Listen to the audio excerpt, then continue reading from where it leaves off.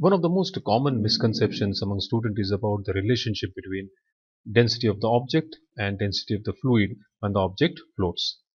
In this video, I'll attempt to clear that misconception. Now we know that when an object is placed inside a liquid, two forces act on it. Its weight acting in downward direction and the buoyant force or the upthrust acting in the upward direction. If the object is freely floating, these two forces are equal and opposite, and so the condition for flotation is W has to be equal to upthrust. So these two forces are equal and opposite. So that's the condition for flotation. But what about densities? Does the density of the object have to be equal to the density of the liquid, or can they be different?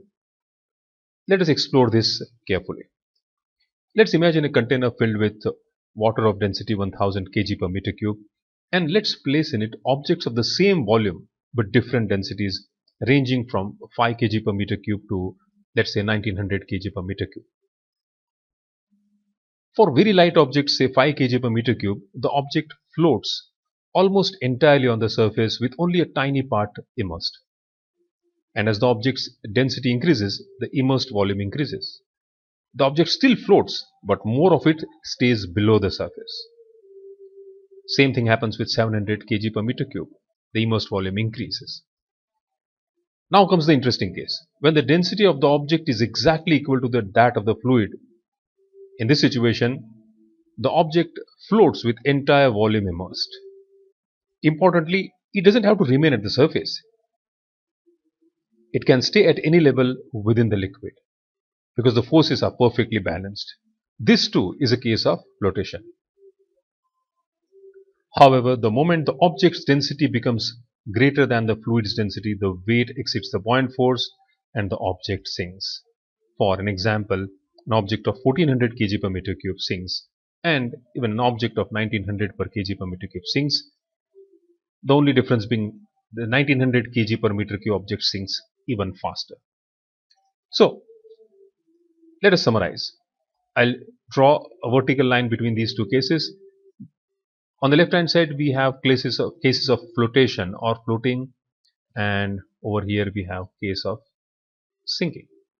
For floating cases, density of the body is either equal to or less than density of the fluid. The forces balance and the net force is 0. W is equal to Fp. So these are the conditions for flotation, and this is the relationship between the densities. Let us look at similar relationship for sinking. In this particular case, density of the body has to be greater than density of the fluid, and upthrust, or let me write it this way, weight has to be greater than the upthrust. In this case, the object will sinking. To make this clear, I have created a small table for you which summarizes what we have discussed. Floating, weight is always equal to upthrust and density is either less than or equal to density of fluid, whereas for sinking, weight is always greater than upthrust and density of the body is always greater than density of the fluid. I hope this has helped you clear this misconception that for flotation or for a body to float, the density can be less than density of fluid or can be equal to density of fluid. And for sinking, the density has to be always greater than density of fluid. Thank you.